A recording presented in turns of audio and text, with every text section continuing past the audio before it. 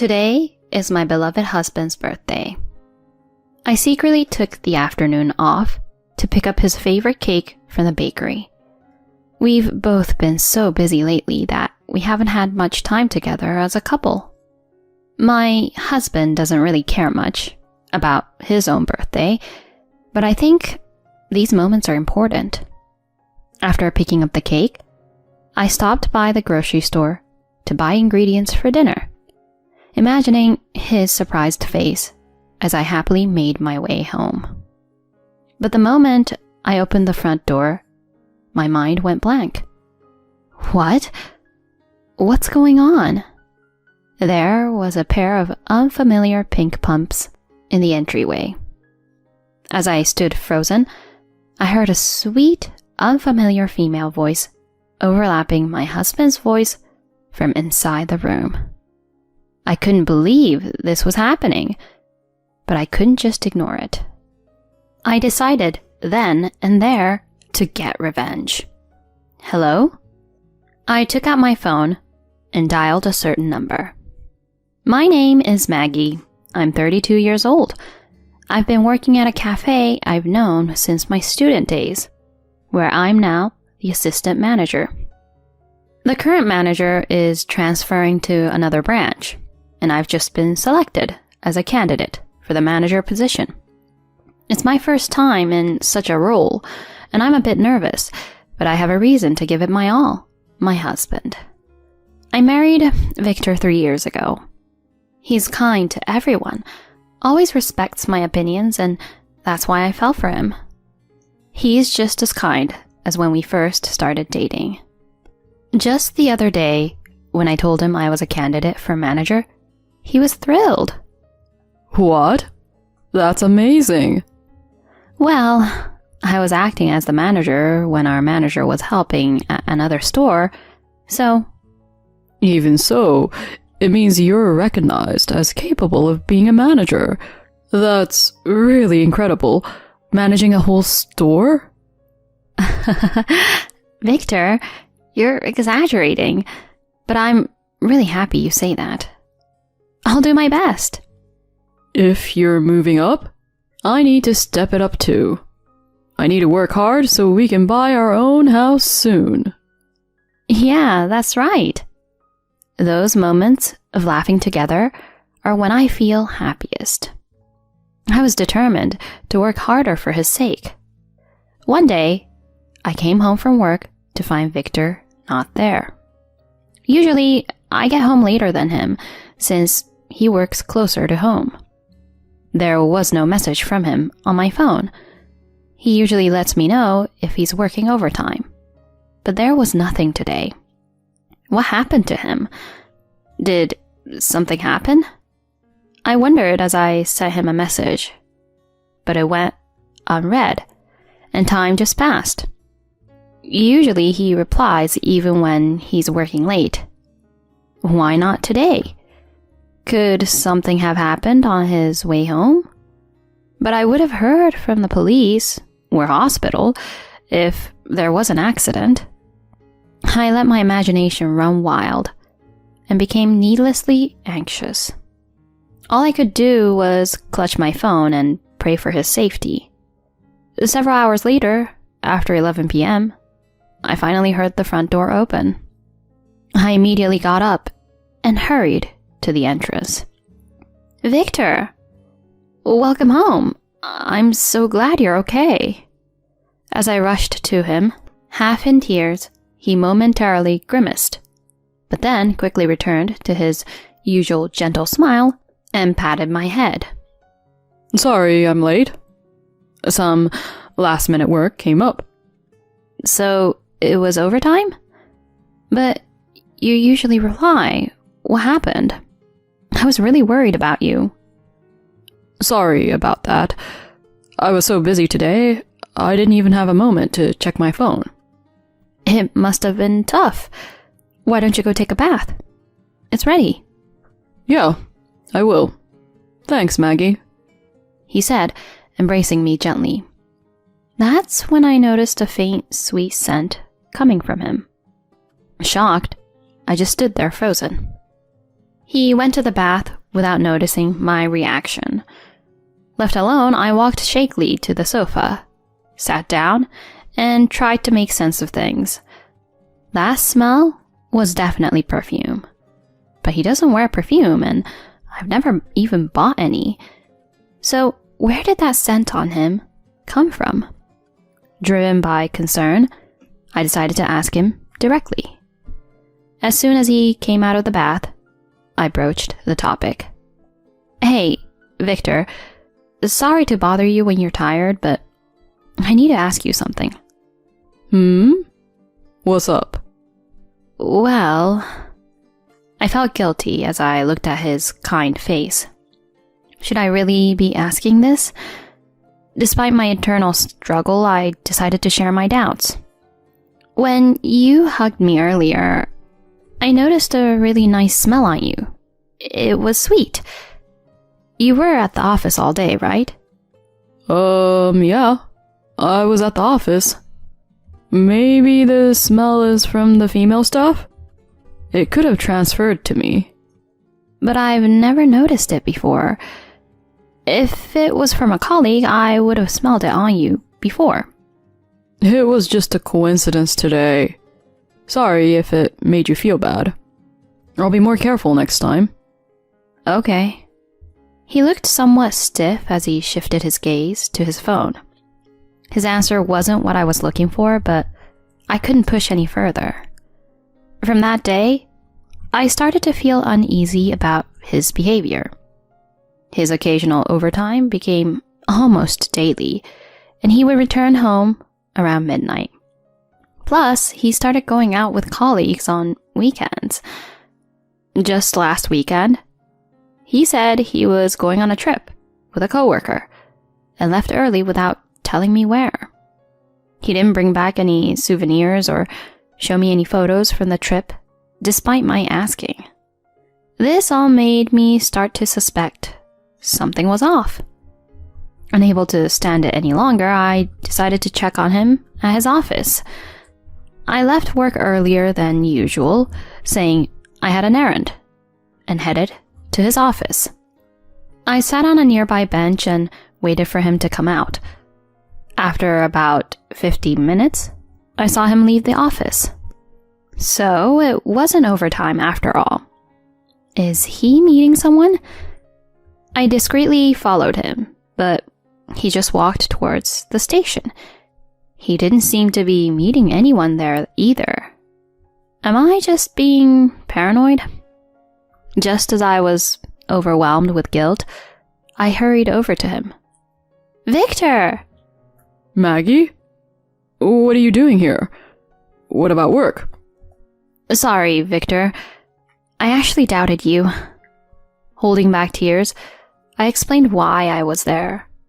He listened in silence, then sighed softly. You worry too much, Maggie. Why would I cheat you? I'm married to you. I know. Sorry. But you've been coming home late and spending weekends away. That's why I got anxious. Sorry for making you feel that way. There's no way I would get involved with someone else while I'm married. Yeah, you're right. I'm really sorry for doubting you. It's okay. Anyway, let's go home now. How about we grab dinner somewhere? Let's do that. I was thrilled about dining out with my husband after such a long time. All my worries and negative thoughts just melted away. I was convinced he hadn't betrayed me. But at that moment, I was oblivious to where he had really been planning to go that day. 2 weeks later, it was Victor's birthday. I had told him I would be a bit late from work, but planned a birthday party. In reality, I had taken the afternoon off to prepare for it. I usually don't take many days off, so my request was easily approved. After finishing my morning duties, I left work with a spring in my step to pick up the cake I had reserved at his favorite bakery. We had both been busy lately, and hadn't spent much time together. He himself didn't seem too interested in his birthday, but I thought these moments were important. After picking up the cake, I stopped by the grocery store to buy ingredients for dinner, happily picturing his surprised face as I headed home. But the moment I opened the front door, my world turned upside down. What? What's going on? There were unfamiliar pink pumps in the entryway. As I stood frozen, I heard voices from the bedroom. Are you sure this is okay? Isn't your wife at work? It's fine. She won't be back till tonight. But are you sure she hasn't found out? Didn't you run into her at the station the other day? Yeah, that was a close call. I just said I got off work early and went to eat, but sorry I couldn't see you that day. It's okay. It would be worse if we got caught and I couldn't be with you anymore. You're so cute when you say that. His voice overlapped with that of the unfamiliar woman. They were in the bedroom, embracing each other. I was so shocked that I couldn't even cry. Without realizing it, I started recording their conversation on my phone, capturing the proof of their affair. I couldn't believe this was happening, but I couldn't ignore it. I had to get my revenge. This was my only chance. I took out my phone and called a certain number. Hello? Is this Lance? It's been a while. This is Maggie. I called Victor's father, Lance, not explaining the situation but asking him and his wife to come over immediately. He sensed the urgency and said he'd be right over. It's only a 15-minute drive from their house to ours. After hanging up, I called another number. Hello? Is this the police? There's a stranger in my house. Can you come right away? Yes, I called the police. After giving them my address, they said they would be right over. Waiting at the front door, the police and my in-laws arrived almost simultaneously. I followed them, walking behind everyone. We tiptoed to the bedroom door. I said, "That's the room," and the officer opened the door with force. Police? What? The officer was surprised to see Victor and his mistress. My in-laws were completely frozen. But my husband and the mistress were the most panicked. She tried to hide under the covers, while he turned pale and looked around frantically. Maggie? What the hell? What do you mean? I came home and heard a stranger's voice. So I called the police. Why did you have to call my parents too? You're crazy. Who's crazy here? Taking advantage of the fact I wouldn't be home at night to bring your affair partner into our house? What? Why are you home at this time? You're usually later. It's your birthday. I thought I'd surprise you by coming home early. And this is what I find? He wanted to say something, but eventually fell silent. The officer, having heard the conversation, turned to me. So, what should we do about this woman? We can take her to the station for questioning. Please do. Take her right away. Yes, ma'am. I yanked the woman out of bed, threw her clothes at her, and handed her over to the officer.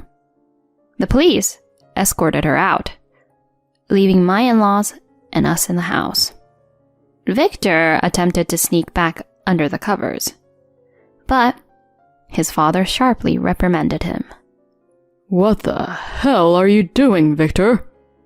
With another woman? In your own house? Despite Being married? It's not what it looks like, Dad. It's a misunderstanding. Misunderstanding? We saw it with our own eyes. What a fool you are. I'm sorry, okay? She was just a fling. I never intended to divorce Maggie. You think Maggie would want to stay with you after this? We no longer consider you our son. What? Dad, I'm your son. Are you going to abandon me? Shut up. You're disowned. Don't ever cross our doorstep again. After saying this, my father-in-law sincerely apologized to me. It wasn't their fault. The blame lay solely with Victor and his mistress. Victor still didn't seem to grasp the situation. He hastily dressed, then turned to me with a forced smile. Maggie, I'm sorry, okay? But you're the only one I love. Oh my gosh. Are you serious?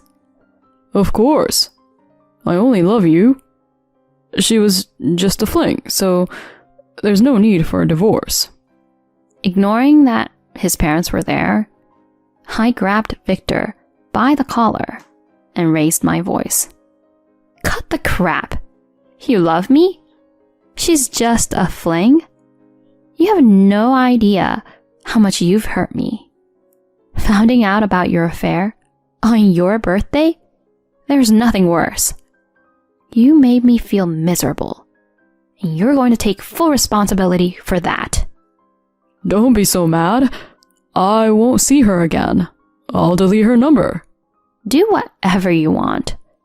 I won't see you again, and I'll delete your number too. Wait, you're joking, right? We're married, are we? Do you think I'm joking? I have no intention of continuing a relationship with a scumbag like you. I'd rather live alone than continue being married to you. Don't ever interfere in my life. Again. His face turned pale, and tears filled his eyes. He called my name several times, but I ignored him and left the room. Later, I packed my things and moved back to my parents' house. After settling down, I consulted a lawyer and filed for alimony from Victor and his mistress. The divorce proceedings are also underway. The recorded evidence and the fact that my in-laws witnessed the affair are working in my favor.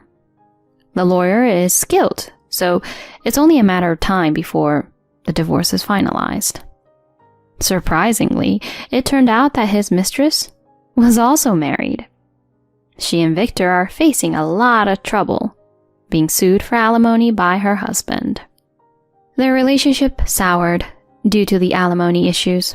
They argue constantly and are unlikely to end up together even after my divorce is finalized.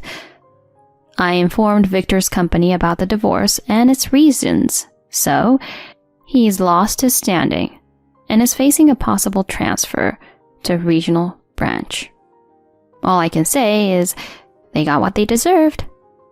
As for me, after staying with my parents for about a month, I rented a house near my workplace.